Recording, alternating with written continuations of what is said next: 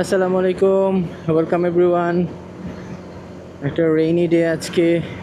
সকাল থেকেই বৃষ্টি, বিশেষ করে দুপুরে বৃষ্টি এমন বেড়েছে। আজকে আমার একটা বিয়ের দাওয়াতে যাওয়ার কথা, একটা বরযাত্রা ছিল, আমার ভাগিনার বরযাত্রা। তো বের হওয়ার প্ল্যান ছিল অনেকক্ষণ আগে, বরযাত্রার সাথে যেতে পারিনি। একবার ভাবলাম যে যাবো কি যাবো না, কারণ এই পরিমাণ বৃষ্টি।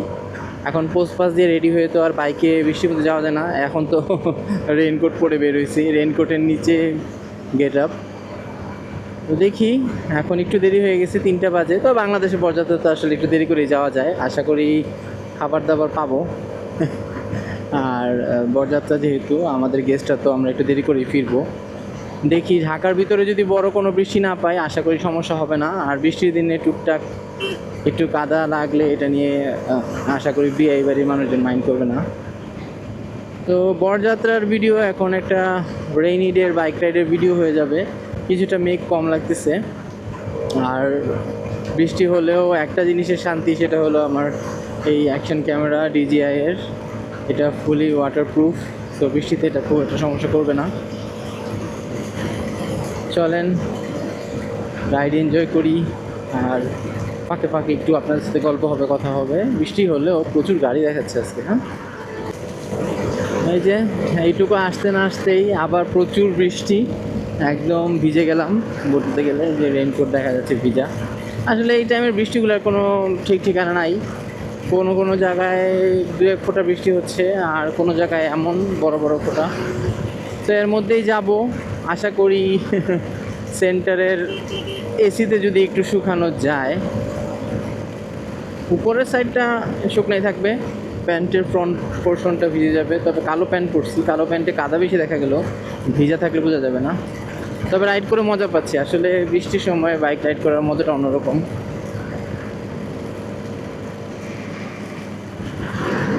আবার এখানে একটু বৃষ্টি কম। পোস্তগোলা ব্রিজে চলে আসলাম। এখানে একটুখানি রেকর্ড করব, কারণ হচ্ছে নদীটা একটু দেখাতে চাই। বর্ষার মধ্যে নদীটা দারুণ লাগে। এমনিতে তো পানিতে দুর্গন্ধ থাকে, কিন্তু এই বর্ষার সিজনে বুড়িগঙ্গা নদীটা খুবই খুবই খুবই সুন্দর লাগে। বাবা, রাস্তার কি বাজে অবস্থা! বৃষ্টির মধ্যে বাইক রাইড করতে হলে সবাই একটু সাবধানে রাইড করবেন, কারণ বিভিন্ন জায়গায় এমন গর্ত হয়ে আছে। ওকে, দারুণ একটা বাইক, ZDAK 333, বাংলাদেশের সবচেয়ে পাওয়ারফুল বাইক, টুইন সিলিন্ডার। যাকে এটা এতদিন ভিডিওতে দেখছি, আজকে সামনে দেখলাম। বাইকটা কিন্তু আসলে দেখতে খুব সুন্দর। ভাইয়াকে একটা থামস আপ দিতে পারলে ভালো হতো, ভাইয়া খুব ইন্সপায়ার্ড হতো, কিন্তু মনে হচ্ছে না দিতে পারবো, কারণ উনি আমার পিছনে। 330cc bike. দেখি এটা নেওয়া যায় কিনা পরে একটা, কারণ রিলায়েবিলিটি পার্টস ইস্যু নিয়ে অলরেডি কারিজমাতে ভীষণ ভোগাভুগতেছি। এই যে মানে বাঙালি মানে পলিথিন ফেলতেছে, কী আর বলবো। এই যে নদীটা না দেখালেই না, দারুণ লাগতেছে। অনেক পানি, স্রোত অনেক। দেখেন এই রাস্তাটার কিন্তু খুবই বাজে অবস্থা, খুবই বাজে অবস্থা। মানে এইসব সুরকিগুলো আমাদের ABS-ওয়ালা বাইকে সমস্যা হয় না, কিন্তু আপনারা যারা একটু চিকন টায়ারের বাইক রাইড করেন, খুবই সাবধানে রাইড করবেন এই জায়গাগুলোতে, কারণ এখানে আপনার স্লিপ করার একটা পসিবিলিটি আছে। গ্রিন লাইন কি আমাকে সাইড দিবে? না, দিবে না, দিবে না।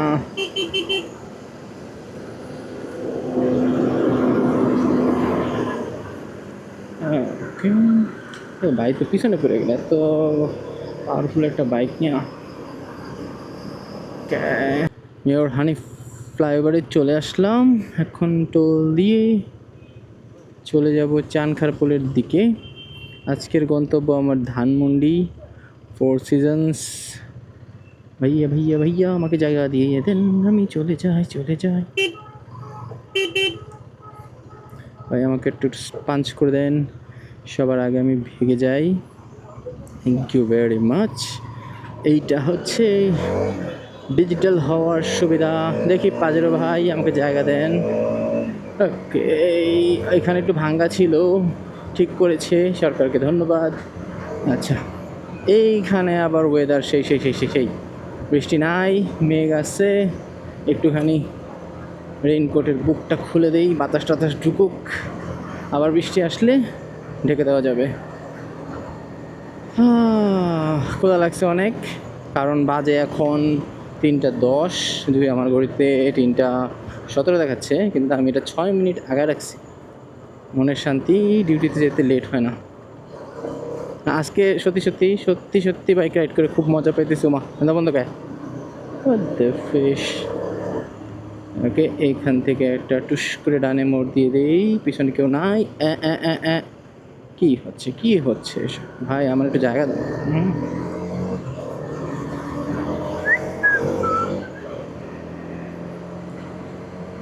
এই ফ্লাইওভারে কিন্তু ভাই রাইড করা খুবই মজা পাওয়া যায়।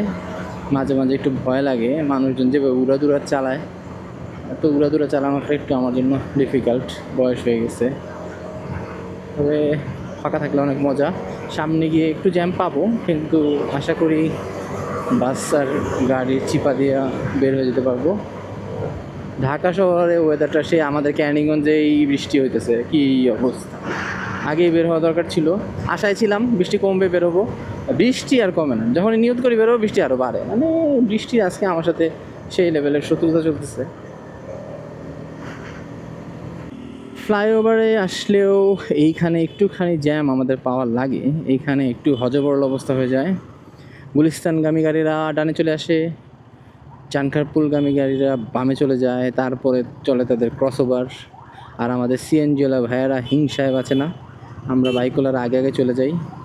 এদিকে আমার সামনেটা জেসএক্সআর এর পিছনে মধ্যে শর্টগান লাগানো, কি এগুলো গ্র্যাব হ্যান্ডেল নাকি? এগুলো খুলে মারমিট দেওয়া যায়, যদি মারটা দেওয়া যায় তাহলে জিনিসটা অসাম। কারণ মাঝে মাঝে লাগে, একটু ভয় না দেখাইলে অটোওয়ালারা ঝামেলা করে। বাইকে বাইরে নেই এখান থেকে, ঠিক আছে। এই একটা সুবিধা বাইকে ভাই, আপনি যেখানে যান না কেন আমাদের জন্য সুন্দর একটা জায়গা থাকে, তো সেই জায়গাটা মাঝে মাঝে সিএনজি ভাইরা বন্ধ করে দেয়। কিন্তু আজকে ওই একজন আছে, পাখিরা ভদ্রভাবেই যাচ্ছে। আশা করি 3:30টার মধ্যে আমি চলে যেতে পারবো এবং পেটের মধ্যে কিছু খাবার যাবে। আমি একটু আগে খাই, সো ক্ষুধাটা একটু বেশি লেগে গেছে। বাসা থেকে একটা চিপস খেয়ে আসছি। চিপস খাইছি কারণ চিপসে ক্ষুধা নষ্ট হয়। সো বাচ্চাদের যদি আপনারা চান যে না খাওয়া দাওয়া ঠিক মতো করতে, তাহলে চিপস থেকে দূরে রাখবেন।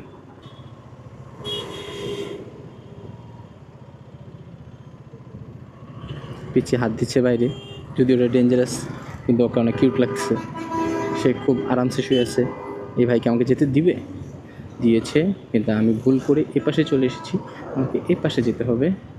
জিগজ্যাগ মেরে চলে আসলাম অলরেডি, এবং জ্যাম পেলাম না বলতে গেলে, রানিংয়েই ছিলাম। একটুখানি সিএনজিওয়ালা ভাই আটকে দিল। এখান দিয়ে চলে যাব আমরা 2 বার গতিতে। ওকে ওকে ওকে, এইখানে এক্সিওয়ালা ভাইকে না লাগাইলেই হয়। আমার লুকিং গ্লাসগুলো আবার ফোল্ড হয় না, এই এক বিশাল বিড়ম্বনা। পাখির পাখার মতো ছড়ানো, যেন দেখতে অনেক সুবিধা, পিছনের ভিউটা আসলে খুবই খুবই খুবই ক্লিয়ার। কিন্তু যখন ঢাকা শহরের ভিতরে এই বাইক নিয়ে ঢুকি, তখন মাঝে মাঝে আটকায় যেতে হয়। সমাধান আছে, আপনারা যে লুকিং গ্লাসের সামনেরটুকু ফোল্ড করা যায়, ওটাতে কাজ হয়ে যায়। কিন্তু এইখানে একটু ভাঙা। চলে আসছি ফাঁকায়। আচ্ছা, কারিজমা বাইক সম্পর্কে আপনাদের একটু ছোটোখাটো একটা কথা বলে ফেলি। অলরেডি আমি 27,000-এর কাছাকাছি কিলো চালায় ফেলছি।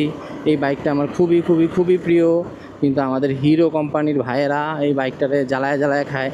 তারা এটা সার্ভিস ঠিক মতো দিতে পারে না, একদিন গেলে 4 দিন যাওয়া লাগে, তারপর তারা সমাধান করতে পারে। সমাধান করে দেয়, ব্যবহার অনেক ভালো, টাকা পয়সা খুব কমই নেয় আমার কাছে। পার্টসের দাম বেশি একটুখানি, কিন্তু ওনারা যে কাজের সমাধান করে দেয়, বেশিরভাগ জিনিসই ওয়ারেন্টিতে কাভার করে।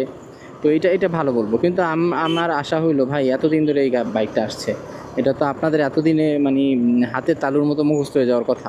যদি আমার হাতের তালু রেখে আমার মুখস্থ না, হয়তো সেই কারণেই তারাও পারে না। কিন্তু এইটার একটা ভালো সার্ভিস তাদের কাছ থেকে তো আমরা আশা করি, কারণ ওদের এখন পর্যন্ত এটাই তাদের সবচেয়ে প্রিমিয়াম বাইক।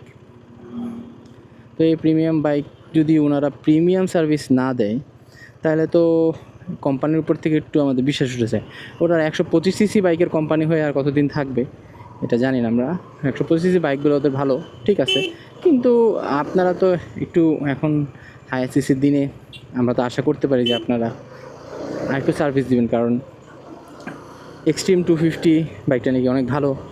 তো ওইটা যে আপনারা আনবেন, আমার তো কেনার সাহস নেই ভাই, একটা কিনেই বিপাকে আছি। আমার কষ্ট লাগে এই জন্য যে এই বাইকটা আমার সেল করার কোনো ইচ্ছা নাই। এই বাইকটা আমি অনেক দিন চালাবো, 50, 60, 70, 1 লাখও হতে পারে। এটা আমার ইচ্ছা, কারণ এটা চালাইতে ভাই অনেক আরাম। মানে স্পোর্টস বাইক, হাইওয়েতে স্পোর্টস বাইকের সকল সুবিধা আছে। আপনার যেটাকে বলি আমরা বাতাস কেটে চলে যাওয়া, স্টেবিলিটি, ব্রেকিং সব ভালো, সবই ভালো, আরাম তো আছেই। মানে স্পোর্টস বাইকে আপনি মোটামুটি MT-15 যে রাইডিং পজিশন ওটা পাবেন। সো কোমর এবং হাতের উপরে কোনো প্রেশার নাই, বউ বাচ্চা নিয়ে যাওয়া যায়।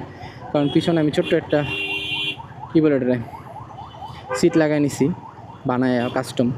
তো আমার 3 জন খুবই আরামসে জার্নি করতে পারি। কিন্তু এই বাইকটা মার্কেট পেল না, মার্কেট পায় নাই শুধুমাত্র আমাদের কোম্পানির গাফিলতিতে। তারা দেখতেছে যে সমস্যার সমাধান হচ্ছে না, প্রয়োজন হলে আপনারা টেকনিশিয়ানদের আরও 2-1টা ট্রেনিং বাইরে থেকে দেওয়া নিয়ে আসেন ইন্ডিয়া থেকে। পার্টস আনেন না, ওয়ান ওয়ে ক্লাচ 6 মাস 7 মাস 8 মাস ধরে নাই। আমারটাও আমি এখনও পাই নাই। এক ভাই বললো যে ভাই তাড়াতাড়ি যান, একটা আসছে, কারণ উনি লাগাই নিয়ে আসছে। আমি আজকে যাওয়ার ইচ্ছা ছিল, আজকে তো যেতে পারবো না, কালকে দেখি সকালবেলা গিয়ে একটা বুকিং করা যায় কিনা ওয়ান ওয়ে ক্লাচ, ওটা নাকি ওয়ারেন্টির মধ্যে আছে। কালকে আমারও ওয়ারেন্টি না দিলে ফাটাফাটি অবস্থা হয়ে যাবে, একটা সুন্দর একটা গাড়ি। হ্যাঁ,